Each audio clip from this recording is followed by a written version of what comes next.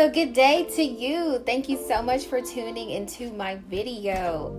Today we have HR tips and tricks with Candi. And today's hot topic will be resume tips. So today I will have a few tips and recommendations for you on resumes. So I am currently a TA consultant and I've been in the recruiting space for a few years now. Previously, I've handled generalist responsibilities, and I have zeroed in on comp and benefits. So today we will be discussing a few resume tips that I have for you on today. So with COVID, some people have experienced layoffs and terminations, and here recently, at least within a few months, I know that a lot of companies, employers, and businesses have really vamped up their hiring. So it's important to always have your resume up to date because you never know. So being that I review resumes quite often on a consistent basis, recruiting and screening candidates, I have a few tips for you. Ultimately, you are the creator of your resume. So essentially, you do your resume how you like, how you see fit. But I did want to provide a few, just tips and recommendations as I am reviewing resumes, like I mentioned, on a more consistent basis. And from my standpoint, what we as recruiters or as employers really look for in a resume and what stands out. So I do have an example resume that I pulled from the internet, and I'll be using this example to point out some of my recommendations as we go through. So stay tuned. Okay. So here we go. I do have my example resume here that I mentioned I pulled from the internet, and this is for Hillary Peterson. So my first piece of advice for you as a job seeker, as a candidate, your address is not relevant to your resume. Location, yes. Your full address, no. I would recommend, from a professional standpoint as well as a personal standpoint, my address is not something that I put on my resume. Have I done it before? Yes. Before I got into this space, or kind of before, establishing my career, yes, applying to jobs, my address was on there. But as I've grown, as I've learned, and as I have worked in this field, you don't need to put your address on your resume. Again, your resume is yours. You do it how you like, how you see fit. But my first recommendation is to eliminate that from your resume. You can certainly have your location. So if you are in the Charlotte, North Carolina area, or if you're in the Atlanta, Georgia area, or if you maybe want to put a zip code on there, those are acceptable. But I would recommend refrain from putting your full physical address on your resume. When you're completing your application, or if you're hired on with the company or the employer, as you're going through your new hire paperwork, even on your application, but also too as you're going through your new hire paperwork, you can put your address there because they will need your address to send you paperwork, to send you information regarding benefits, etc. So you certainly can include your address at that time if you like. But for your resume, as you may be applying to multiple jobs in different cities, with different employers, my recommendation is that you don't need your full physical address on your resume. Location would suffice. So as you can see here, Hillary does have her address on this resume. Don't know if it's her physical address or what it is, but if she were to put, or just have here, Brooklyn, New York, 55555, that would be sufficient enough. So a recruiter or an employer, a talent acquisition professional, could look at this portion of Hillary's resume and understand what location she is in. She's in Brooklyn, New York, with a zip code. Okay? Awesome. So my next recommendation for you when it comes to resumes will be your experience section. So generally, Employers and recruiters do not want to scroll all the way to the bottom to see your most recent experience. So when it comes to resumes, my recommendation is to start with your most recent experience and work your way down in descending order. So if you see here Hillary's resume and we go to her experience section, it appears as though Hillary has started as a waitress 2006 through 2007, and it looks like she has started here with her oldest experience and has worked her way up to her most recent experience. And so my recommendation would be to kind of flip that. So let's start with the file clerk 2010 through 2016 and kind of just work our way down so that as we are reviewing your resume, we can see where your most recent experience lies and kind of start from there.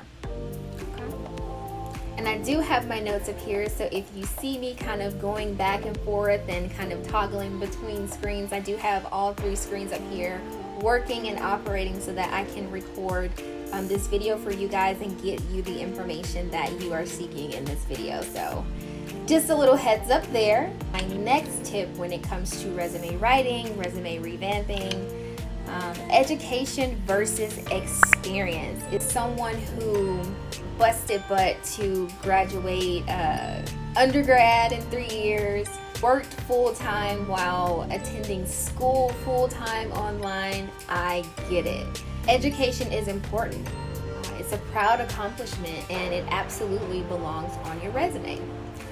The question is where and in what order? But for me, being able to see your experience, your real world experience, and your experience relevant to the job in which you're applying, I can then see that your education accompanies that. Your education just adds on to that experience.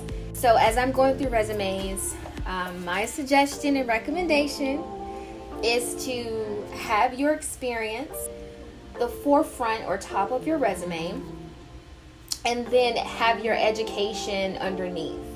Education is a great addition to really just back up the work that you've completed.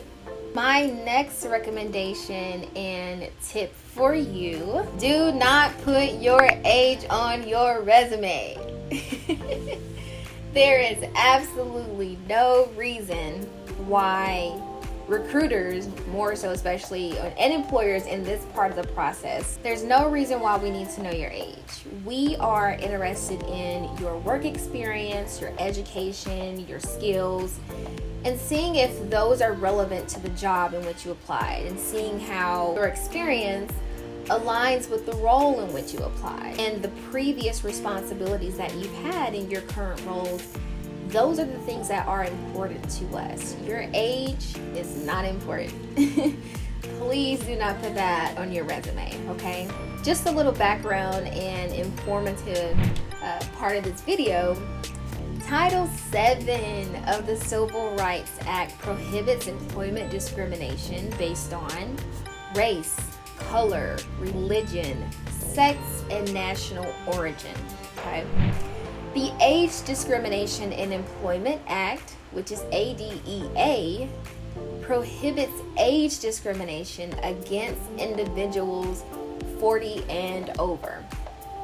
This particular act does not protect workers under the age of 40, but there are some states who have laws that protect younger workers from age discrimination. So just wanted to point that out there for you so that you can have that piece of information. There are various laws and acts and regulations that govern the way employers are to treat employees and how we are to interact with employees, and that also govern our hiring and our employment practices and policies. So I challenge you to go out and review those laws and those acts and familiarize yourself with that so that you're knowledgeable within your workplace or your organization. As we can see here, Hillary has not included her age, nor has she included any of those protected classes here on her resume. So we are looking good with that part. So my next recommendation for you that I have here on my list: keep your responsibilities for each role worked to a minimum of 3 to 5 bullets. Okay? Your resume is not a book. Recruiters, employers, you do not have time to sit there and read everything on your resume, especially when you have multiple bullet points on there. So your resume really just, you really just want your resume to be simple and easy to read and straight to the point. If you can, reduce your resume to a one-page document. That'll be your guide to having a more simple resume. So multiple, if you can, eliminate having multiple pages to your resume and kind of condense it to a one-page document. Most resumes are scanned. So as I mentioned, we don't have time to sit there and read through everything. So we're scanning and we're looking for key points and we're looking for highlight words.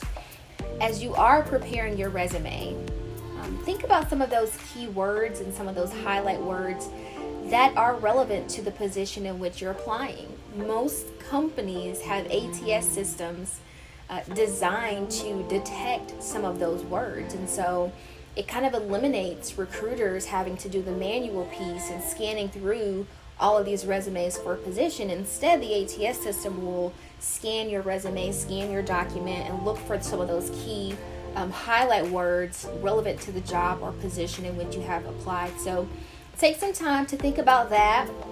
Cater your resume to the role in which you are applying so you can try and ensure that the system will pick up your resume.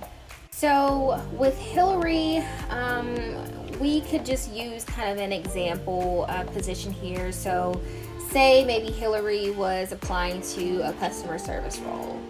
So some of the words that would stick out: maybe organized, outgoing personality, customer service right here,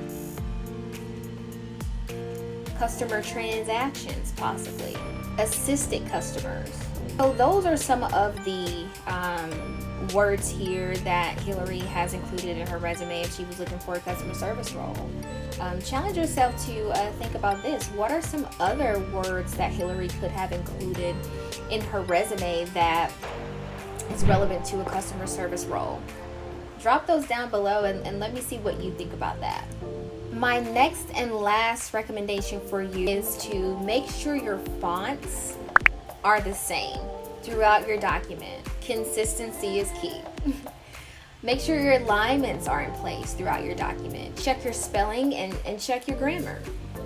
More commonly, some of the fonts that are used generally with resumes, you have Times New Roman, you have Georgia, you have Cambria. So those are just some of the fonts that you can use on your resume. They are super easy to read. They're easy on the eyes. So those are some of the fonts that I would recommend that you use for your resume if you aren't already using any of those. Let's take a deeper dive into Hillary's resume. So Hillary is using this font, which I don't know that I've ever used that font, but and it doesn't look bad, honestly. But if we were going to change Hillary's font in her resume, let's go with this one, Calibri. So you can see how updating the font changes or alters Hillary's resume. Okay, let's check her alignments here. Alignments appear to be good. They appear to be okay. When it comes to her experience, I may even, I think the way that it's there is okay, but I may even push the year over here to this side for her positions. She does have the employer first. I am okay when I'm reviewing resumes to have the position first and then the employer. That certainly is a preference. It doesn't bother me if it is flip-flopped, if it's the employer first and then the position. Either one of those works for me when I'm reviewing resumes. It's not that big of a deal to me. One thing that Hillary does have here is that she has 3 to 4 bullet points for each position. So She did very good here, being lengthy when it comes to your responsibilities and pointing those out. We'll say that Hillary could have been a little bit more detailed when it came to her responsibilities, you know, being a little bit more accurate when it comes to exactly what these responsibilities were, and just providing a little bit more detail so that the recruiter has an opportunity to really gain a glimpse into what each responsibility looked like. Provided excellent customer service. How did you provide excellent customer service? What did you do to provide excellent customer service? What does that look like in this role? That is another recommendation that I would point out when it comes to your bullet points. Education. Hillary does have the education at the bottom here, and from Buffington University. She holds a BA in English. Now, I don't know what this psi means. And also here, if I scroll back to the top, there's a haha. I don't know what Hillary is trying to accomplish with these extra, I don't know, haha and sa, but you can refrain from putting those in your resume. Your resume is a professional indication or a professional representation of who you are. So you want to use that opportunity to be as professional as you can when you put your resume together. So you're not, typing a text. It's not a text. It's not a funny conversation with a friend or with a family member. This is a professional representation of who you are and what you bring to the table. In addition, a phone number would be great to have contact information on there. That would be awesome to include that on your resume, as well as another way to reach you, which is via email. Please put a professional email and domain on your resume. Something as simple as your first name, last name at Gmail, or even Outlook. You want your email to be simple. You want to refrain from having a non-professional email on your resume. When it comes to summaries and objectives, I'm okay with looking at those on a resume. The thing that I will point out with that though, your summary or objective also needs to be relevant to the job in which you are applying. So Hillary's summary here: hard worker known for keeping it real, haha, seeking a full-time position as a writer. Nobody's gonna take Hillary serious with that type of summary, okay? Your summary or objective needs to clearly identify where you're looking to be in your career or what type of role you're looking for. In addition, you want to really tailor that to the role in which you are applying. So take that opportunity to point out a skill or two or three that you have that's relevant to the position. You want to include information there that's really going to stand out and make you stand out as a candidate, especially being that resumes are scanned. Your objective or your summary is at the top and the forefront of your resume. So that's one of the first things a recruiter or employer will see when we're reviewing your resume.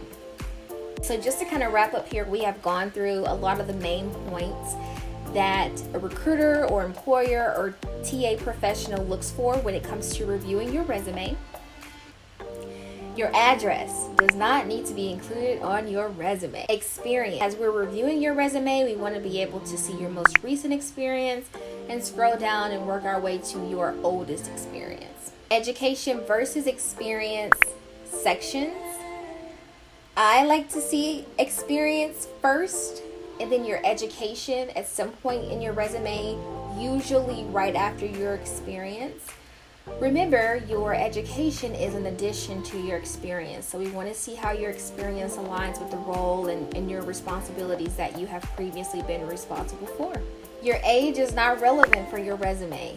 You do not need to include your age, your race, your sex, your national origin, your religion. Any of those protected classes, you don't need to include those on your resume. When it comes to defining your responsibilities for each role, 3 to 5 bullet points is the rule of thumb for those. Keep it short, keep it simple, and keep it straight to the point.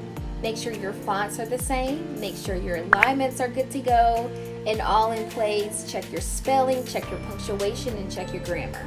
And remember, your resume is a professional indication and representation of who you are, the skills you have, what you bring to the table, and why your experience is relevant to the role in which you're applying. So keep that in mind. I hope that these tips and recommendations will benefit you. Thank you so much for tuning into my video, and I hope you have a great day. You take care.